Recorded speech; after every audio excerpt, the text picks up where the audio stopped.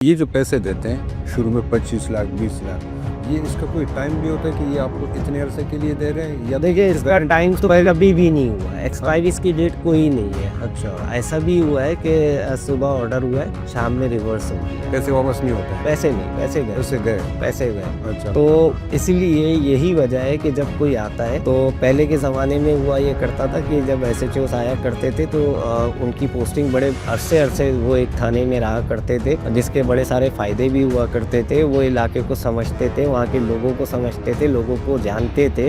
ये बताएं एक थाने का बजट कितना होता है? देखें, ये भी थाने पे डिपेंड करता है। अच्छा, छोटा थाना है, बड़ा थाना है, 1 लाख से 2 लाख 3 लाख के करीब आगे पीछे जो महीने के बजट होता है। और लेकिन उस बजट में मतलब इतना लिमिटेड बजट होता है कि उसमें कुछ हो नहीं सकता, और वो आमतौर पे वहाँ तक थाने तक पहुँचता भी नहीं है। कि जब कोई नया SHO पहले आते थे और ज़माने वो बैठा करते थे, 2-2 3-3 साल बैठे रहते थे वो एक थाने में। तो जब आप एक जगह पे बैठते हैं तो फिर आप अपनी जगह को बेहतर भी करते हैं। थाने बड़े वो कुछ नहीं तो अपने थाने में काम करवाया करते थे, जैसे भी करवाते थे काम, किसी से भी करवाते थे वो काम। अपने ऑफिसेस जो अपने रूम हुआ करते थे वो अच्छे बनवाया करते थे। लेकिन वक्त के साथ साथ ये चीज़ें भी ख़त्म होती जा रही हैं, क्योंकि वही बात कि फोकस शिफ्ट हो गया है। वो फोकस करेगा रिकवरी के ऊपर, आगे देने के ऊपर, अपने पूरे करने के ऊपर। अस्सलाम वालेकुम दोस्तों, मैं हूं वकील रहमान। एक हालिया रिपोर्ट में कहा गया है कि पुलिस यानी पाकिस्तान में महकमा पुलिस का शुमार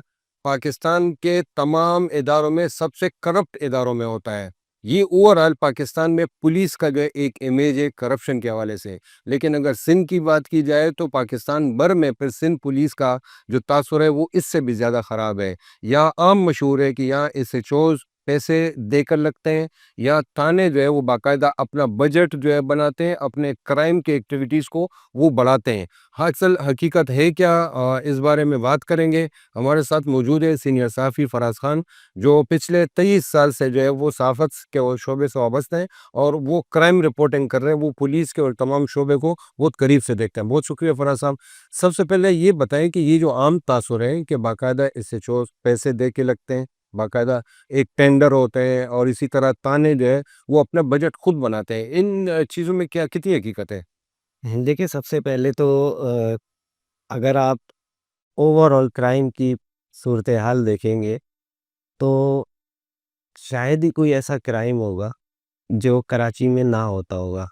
चाहे वो लैंड ग्रैबिंग हो, स्मगलिंग हो, ऑर्गेनाइज़ क्राइम हो, अ, आप ये कह दें मसाज सेंटर्स हो, शीशा कैफ़ेज़ हो। अब ये मसाज सेंटर्स हो या शीशा कैफ़े हो, अब ये देखिए, पहले सिर्फ़ ये होते थे कि जुए, सट्टे के अड्डे हुआ करते थे।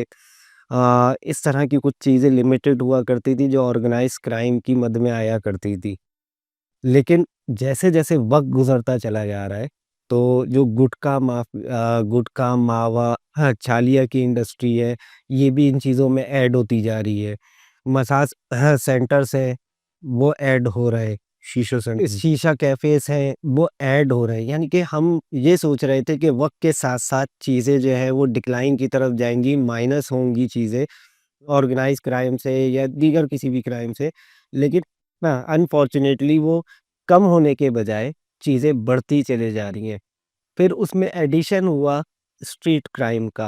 अच्छा, तो स्ट्रीट क्राइम आपके सामने है, हर साल 100 प्लस लोग जो है वो सिर्फ़ और सिर्फ़ स्ट्रीट क्राइम में अपनी जानें गँवा रहे हैं। इसी तरह अगर हम इंजर्ड की बात करें, जो कैजुअल्टीज़ होती हैं, जो ज़ख्मी लोग होते हैं, वो उनका जो नंबर ऑफ इंजर्ड पर्सन है वो उससे कहीं गुना ज़्यादा है। वो 250-300 से भी ज़्यादा है या 500 के करीब जो डकैती के दौरान मुज़ाहमत में हाँ, और ज़ख्मी हो जाए। लेकिन अनफॉर्च्युनेटली होता क्या है, हम कंपैरिजन करते हैं पिछले साल से। हम ये कोशिश करते हैं कि हम किसी तरह से ये नैरेटिव जो है वो लोगों के तक पहुँचाएँ कि जी लास्ट ईयर जो है वो 110 हुए थे। 110 लोग जो है वो स्ट्रीट क्राइम में मारे गए थे। इस साल सिर्फ़ 100 लोग मारे गए। सिर्फ़ का वर्ड यूज़ किया जाता है कि सिर्फ़ 100 लोग मारे गए। यानी मतलब 100 लोग। ज़िंदगियाँ 100 लोग 100 लोगों। अपनी ज़िंदगियाँ हार चुके हैं, कई ख़ानदान जो है वो तबाह हो चुके हैं, कई बच्चे यतीम हो चुके हैं, कई औरतें बेवा हो चुकी हैं। बिल्कुल। लेकिन आप ये दावा करते हैं कि सिर्फ़ निस्बतन बेहतर है। पिछली दफ़ा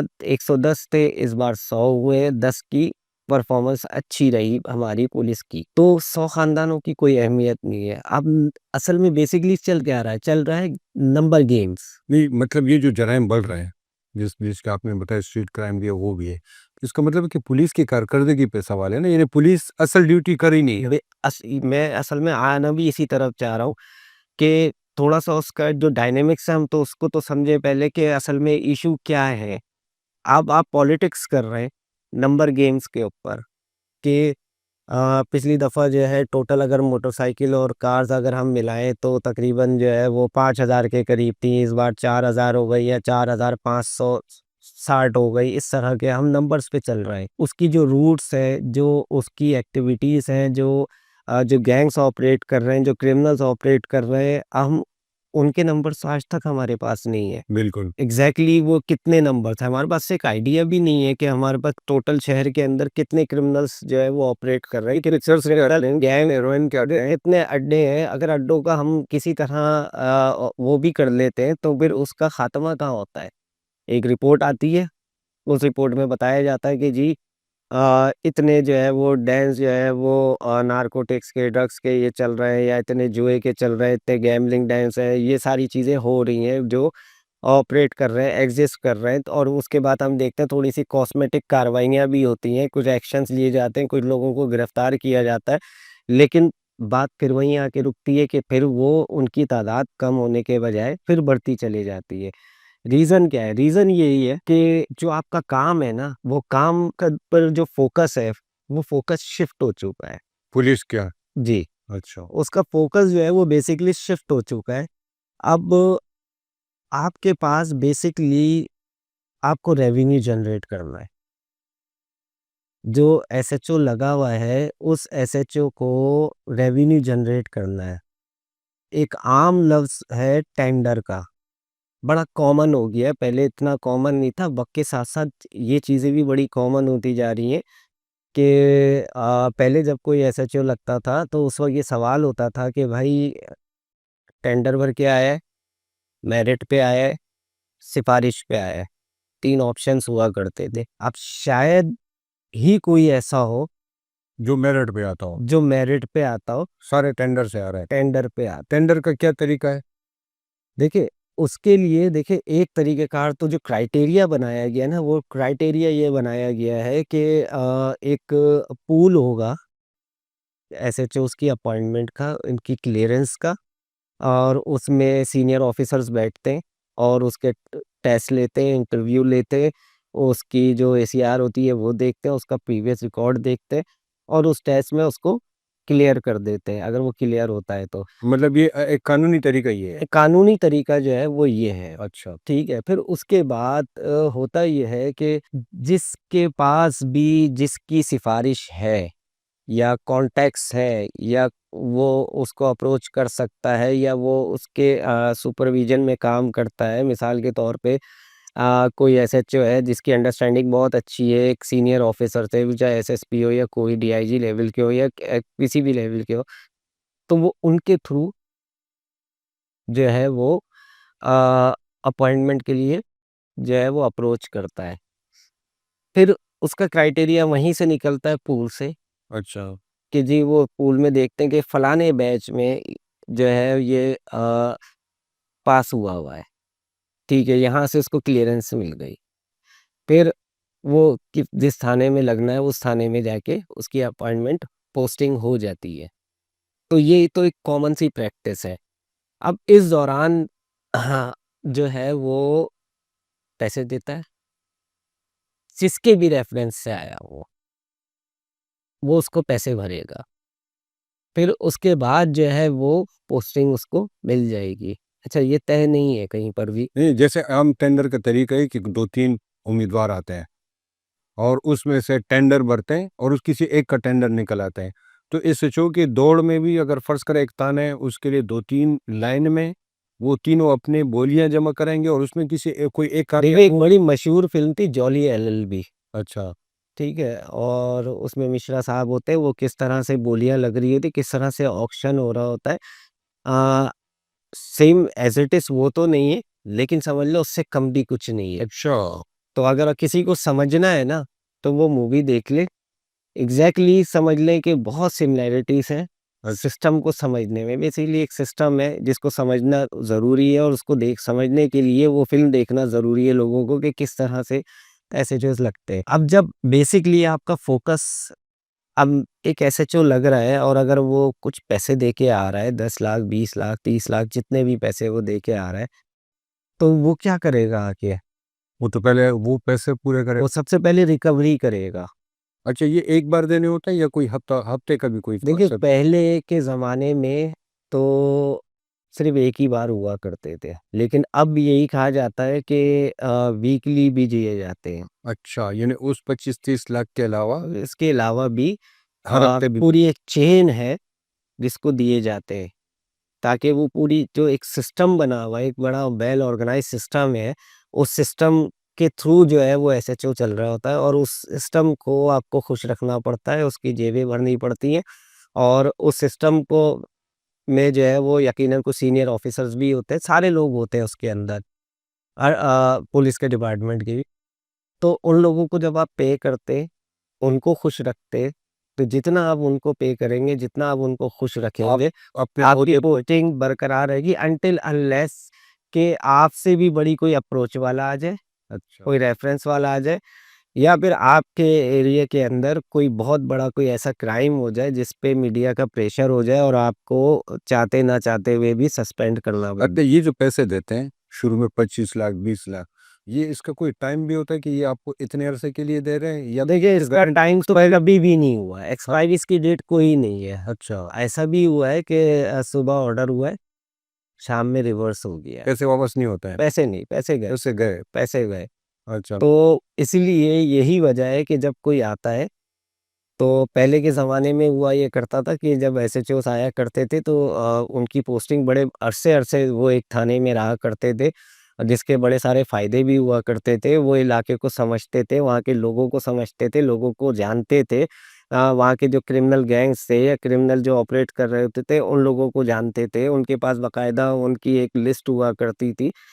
तो ये सारी चीज़ें चल रही होती थी तो और कभी भी कोई ऐसा क्राइम हुआ करता था तो सबसे पहले वो जो हिस्ट्री शीटर होते हैं वो उनको पकड़ा करते थे या उनसे कोई ना कोई इन्फॉर्मेशन ले लिया करते थे। अगर वो इन्वॉल्व नहीं होते थे तो वो उनको एटलीस्ट हेल्प किया करते थे, उनको इन्फॉर्मेशन दिया करते थे या उनकी इन्वेस्टिगेशन में कहीं न कहीं मददगार साबित हुआ करते थे। लेकिन और आपने सुना होगा ना कि ऐसे चूँकि मर्ज़ी के बगैर चिड़िया भी जो है वो फड़ नहीं मार सकती है, तो ये क्राइम कैसे हो जाते हैं?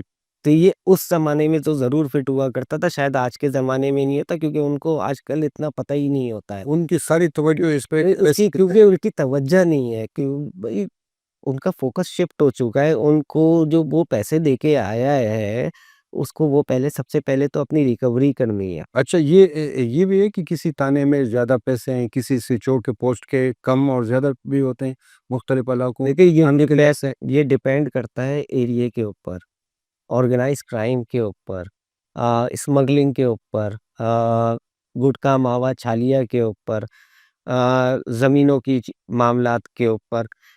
तो जितना जिस एरिये की हुदूद में, जिस थाने की हुदूद में ये चीज़ें ज़्यादा होंगी, वहाँ से ज़्यादा रेवेन्यू जनरेट होगा, जितना ज़्यादा रेवेन्यू जनरेट होगा, वो थाना उतना ही महँगा होगा। इस वक्त महंगे थाने कराची में वही मुख्तलिफ थाने हैं, अगर आप इस बात करें तो आप मवाज गोड से लेके सईदाबाद से लेके बल्दिया के थाने ले लें, आप ये सच्चल का थाना ले लें, इस तरह के जो मुख्तलिफ थाने हैं जहाँ पर स्मगलिंग, लैंड ग्रैबिंग इस तरह की चीज़ें ज़्यादा हैं, वहाँ पर कुछ आप साउथ के थाने ले लें जहाँ पर ये मसाज पार्लर और ये शीशा कैफ़ेज़ वग़ैरह है या जो आइस वग़ैरह का जो ड्रग्स का नेटवर्क है, तो वहाँ ज़्यादा ये सिलसिला है। लैंड वगैरह के जैसे मलिक लैंग के हो गए, मलीर के हो गए, गडाप के हो गए, सरजानी के वो मंगो पीर के कर लें, तो ये जो एक थाने हैं, ये बड़े थाने कहलाते हैं। बेसिकली टर्म यूज़ की जाती है छोटा थाना, बड़ा थाना। अच्छा। ठीक है? तो जो बड़ा थाना है वो बड़ा रेवेन्यू जनरेट करता है, उसकी जो है बोली भी ज़्यादा लगती है, सही है उसका रेट भी ज़्यादा होता है। और जो छोटा थाना होता है जहाँ ये सारी चीज़ें इतनी मिक़दार में नहीं होती है, तो वो छोटा थाना कहलाता है, उसके रेवेन्यू भी कम होता है, उसकी बोली भी कम होती है, उस पे तवज्जो भी कम होती है। और ये जो रेवेन्यू है जो ताने जनरेट कर रहे हैं, ये ऊपर तक जाता है? कितने ऊपर तक जाता है? देखिए, ये बेसिकली मैंने बताया ना, पूरा एक सिस्टम है। कि अगर वो सिस्टम का हिस्सा नहीं है, तो ये लैंड ग्रैबिंग या स्मगलिंग या मसाज पार्लर या शीशा कैफ़ेज़ या आइस, देखिए ना, पहले से हम बात करते थे ड्रग्स की, तो ड्रग्स में हैश आती थी, उसमें जो है वो हीरोइन आया करती थी। बस ये 2-3 जो है वो हुआ करती थी। आज आप देखें कि वो उसमें भी जिद्दत आ रही है, ज़्यादातर आइस का यूज़ हो रहा है, वीट का यूज़ हो रहा है, तो चीज़ें बढ़ती ही चली जा रही हैं ना, कोई चीज़ कम नहीं हो रही है, हर चीज़ बढ़ती चली जा रही है। तो वही लोग हैं, घूम फिर के वही एसएचओ लग रहे हैं, कभी वो वापस उसी थाने में लग रहे हैं, तो कभी दूसरे थाने में लग रहे हैं, कभी वो इस केस में कोई इंक्वायरी होती है, वो बरी-ओ-ज़िम्मा हो जाते हैं, फिर उसके बाद वो दोबारा वहाँ लग जाते हैं। मतलब सज़ा और जज़ा का कोई क्राइटेरिया नहीं, कोई अकाउंटेबिलिटी नहीं है, कोई ऐसा सिस्टम नहीं है कि जो इनको जो है इनकी अकाउंटेबिलिटी कर सके, चेक कर सके, फैक्ट्स एंड फाइंडिंग वाला कोई इदारा नहीं है कि कोई अगर इन्वॉल्व है, आपका ही अपना इदारा आपके ही खिलाफ एक इंक्वायरी जो है वो एलिगेशंस लगाता है, आप ही के इदारे के लोग जो है वो उस पे इंक्वायरी करते हैं, आप ही के इदारे के लोग उसको जो है वो क्लीन चिट दे देते हैं, ये क्या हो रहा है? यानी जराइम, जिनका काम जराइम को ख़त्म करना है, वही जराइम पाल रहे हैं। और जिस इलाके में ज़्यादा जराइम है, तो वो ताने बड़े खुशहाल होंगे, उनका बजट रेवेन्यू ज़्यादा होता होगा, ऐसे ही है। और जहाँ जराइम कम होंगे, तो वहाँ के पुलिस और ताने वाले बदहाल होंगे, उनकी पैसे उनके उस तरीके से उनको आमदन नहीं हो रही होगी। नहीं होती है, नहीं होती है, बहुत सारे ऐसे थाने हैं कि जहाँ पर आमदनी का ज़रिया है, ऐसा कोई थाना नहीं है कि जो आपको कमा के ना दे रहा हो। लेकिन अब कमाने में हम ये देखते हैं कि कोई कितना अच्छा कमा रहा है। ठीक है, कोई ज़्यादा कमा रहा है, कोई कम कमा रहा है। ऑब्वियसली जो कम कमा रहा है वो नेग्लेक्टेड जो है वो पुलिस स्टेशन होगा और वहाँ पर बहुत कम ही लोग जाना चाहेंगे। एसएचओ लगना चाहेंगे, पोस्टिंग लेना चाहेंगे। जो ज़्यादा चलता हुआ थाना होगा, बड़ा थाना होगा, उसमें हर कोई ऑब्वियसली इसकी कोशिश होगी कि वो वहाँ पर जाए। लेकिन हर कोई से मुराद ये भी समझना ज़रूरी है कि हर कोई भी नहीं जा सकता। अच्छा, हर कोई भी नहीं जा सकता, क्योंकि वो जितना बड़ा थाना होगा, जितना ज़्यादा ऑर्गेनाइज़ क्राइम होगा या जितनी ज़्यादा स्मगलिंग होगी, जितने ज़्यादा इश्यूज़ होंगे, उसको टैकल करना भी हर एक के बस की बात नहीं होती है। उसके लिए कुछ ऐसे ऑफ़िसर्स हैं जो आप अगर देखेंगे तो मुस्तक़बिल में या माज़ी में आप ये देखते रहेंगे कि वो एक म्यूज़िकल चेयर बनी हुई है। वो आपको हर कुछ अरसे बाद वही लोग घूमते-फिरते उन थानों में नज़र आ रहे होंगे। कभी वो किसी वजह से वो हट जाते हैं, तो फिर थोड़े अरसे में वो फिर दोबारा तो नज़र आते लगे। ऐसे जो अपने पैसे देते हैं या कहीं से इन्वेस्ट भी कराते हैं? कोई इन्वेस्टर फाइनेंसर भी होता है इनके साथ? ये खुद ही करते हैं ना, इनके पास वही होते हैं खुद अपने? करते हैं, क्यों करते हैं? इसीलिए करते हैं ना कि उनको पता है कि यार जिस जगह के लिए मैं इतने पैसे दे रहा हूँ, मैं वहाँ से रिकवरी कर लूँगा ना। अगर मैं कुछ अरसे भी रहता हूँ, तो वो अपनी एक कैलकुलेशन करते हैं कि भई इतने अरसे अगर मैं यहाँ रहता हूँ, यहाँ की जो आमदनी है, वो कितनी है? तो मेरी रिकवरी होगी या नहीं होगी? देखिए, अगर कोई क्राइटेरिया रखा गया है अनऑफ़िशियली, तो वो भी कुछ सोच समझ के रखा गया है ना। अब एक थाने की अगर आमदनी इतनी नहीं है कि वो 10 लाख रुपए कर सकता हो, तो उससे 20 लाख रुपए का कोई क्यों माँगेगा? यानी उनकी अपनी वैल्यूएशन उन्होंने की हुई है कि या एग्ज़ैक्टली उन्होंने की भी है ना। देखिए, 10 लाख रेवेन्यू जनरेट करने वाला से 20 लाख रुपए कोई क्यों माँगेगा पोस्ट? अच्छा, ये जो पैसे करप्शन, रिश्वत के जो पैसे की तक़सीम है, ये ऊपर तो आपने बताया कि ऊपर अफ़सरान के मुख्तलिफ़ उनके ओहदे के हिसाब से वीकली या जो भी है वो आगे पहुँचती होगी। नीचे इसकी तक़सीम कैसे होती है थाने में? मतलब उसमें तो हवलदार भी है, उसमें हेड मुहर्रिर भी है, दूसरे, तीसरे। ये यहाँ किस तरह तक़सीम देखिए, करते हैं? वो अपने लेवल पे कर रहे होते हैं। अच्छा, उसमें नहीं करते हैं। वो अलग-अलग मतलब वहाँ से जो बच के जो पैसे बचे। जो थोड़े बहुत बच गए वो हो गए, इसके अलावा वो अपने लेवल पे आपने देखा होगा रोडों पे खड़े हुए होते हैं, लोगों को रोक रहे होते हैं, रोकने के बाद वो मोबाइल वाले या बाइक वाले जो होते हैं, बाइक मोटरसाइकिल स्क्वाड जो होते हैं, वो लोगों को रोक रहे होते हैं, दुकानों पे, ठियों पे जा रहे होते हैं, तो वो अपना सिस्टम खुद चला रहे तो होते हैं। ऐसा कोई फ़ॉर्मूला नहीं है कि एक मोबाइल फ़र्ज़ करे कहीं रेड करने गए, वहाँ पे कुछ उनको जो है फ़र्ज़ करे लाख 2 लाख रुपए मिले, तो वो 2 लाख रुपए मोबाइल में आपस में। नहीं, नहीं, नहीं, नहीं, नहीं, नहीं, वो ऐसा नहीं है, हाँ, उसमें सब ऑन बोर्ड होता है। अच्छा ऐसे तो। उसमें वो ऑन बोर्ड होता है, ऐसा नहीं है कि हाँ, छोटी-मोटी जो खर्चा-पानी होता है, वो चल रहा होता है बैठ के। लेकिन ये जैसे अब कोई केस है मिसाल के तौर पे, अगर वो सब इंस्पेक्टर या एएसआई डील कर रहा है थाने में बैठ के, तो वो अब किसी पार्टी से उसने 10,000, 20,000, 25,000 रुपए उसने ले लिए, तो वो उसकी जेब में गए। अच्छा, ठीक है? उसमें से वो कुछ कमीशन अगर चाहेगा, तो वो एसएचओ को दे देगा, ठीक है? तो वो इस तरह से अपना-अपना सब अपना-अपना जो आपने देखा होगा अक्सर थाने के गेट पे पुलिस वाला खड़ा हुआ होता है, तो वो भी किसी न किसी तरीके से कोई ना कोई तरीका इख्तियार करता है, कभी आपको घुसने नहीं देता थाने में, कभी आपको डराता है, धमकाता है या कभी आपको किसी अफ़सर से मिला के कोई आपकी डील बनवाता है, सारी करता है, तो वो वहाँ से उसमें मिठाई के पैसे ले एक लेता है। इस्तिलाह फटीक की इस्तेमाल होती है कि फलां अफ़सर ने फटीक डाल दी। एसपी ने जो है एसएचओ पे डाल दी या डीएसपी पे डाल दी या तो ऊपर में अफ़सरान एक-दूसरे पे फटीक डालते हैं। ये फटीक क्या होता है? ये उन पैसों के अलावा ये उनके अलावा ही होती है। ये सब एडिशनल है। वो उसमें क्या होता है? उसमें कुछ भी हो सकता है, किसी के किचन का खर्चा हो सकता है, किसी के घर की कोई तकरीब हो सकती है, किसी को कोई चीज़ चाहिए हो सकती है, किसी के घर किसी की अपनी पर्सनल गाड़ी का कोई इश्यू हो सकता है, वो कुछ भी हो सकता है। और ये एसएचओ जो है ये फटीक किसी क्रिमिनल पे भी डाल सकता है? जी, अच्छा, एक आखिरी सवाल, ये बताएँ एक थाने का बजट कितना होता है? देखें ये भी थाने पे डिपेंड करता है। अच्छा, छोटा थाना है, बड़ा थाना है, 1 लाख से 2 लाख, 3 लाख के करीब आगे-पीछे जो महीने का? बजट होता है और लेकिन उस बजट में मतलब इतना लिमिटेड बजट होता है कि उसमें कुछ हो नहीं सकता और वो आम तौर पे वहाँ तक थाने तक पहुँचता भी नहीं है, ठीक है? हाँ, अगर आपने देखा होगा कि कभी किसी थाने में जो है थोड़ा-सा रेनोवेशन वर्क हो रहा होता है, कहीं किसी टॉयलेट्स का काम हो रहा होता है, तो वो आम तौर पे ना 2 तरीकों से होता है। एक तो ये कि कोई एसएचओ कोई जो है वो कोई इन्वेस्टर पकड़ लेगा, उससे काम करवा लेगा या इन्वेस्टर मीन्स ये कि कोई एनजीओ भी हो सकती है और किसी का कोई काम भी हो सकता है पुलिस अच्छा, से। तो वो एक फटीक भी हो एक सकती है। सब इसको कह लें आप फटीक कह लें कि वो फटीक उसके ऊपर डाल देगा। सही। ठीक है, क्रेडिट वो भले ही खुद ले लेगा या भले ही कि आपने देखा होगा अक्सर और बेशतर थानों के आगे जो है ना वो तख्तियाँ लगी हुई होती हैं कि जी इनकी जो है वो सपोर्ट से या स्पॉन्सर्ड बाय ये भी अक्सर हुआ करता है।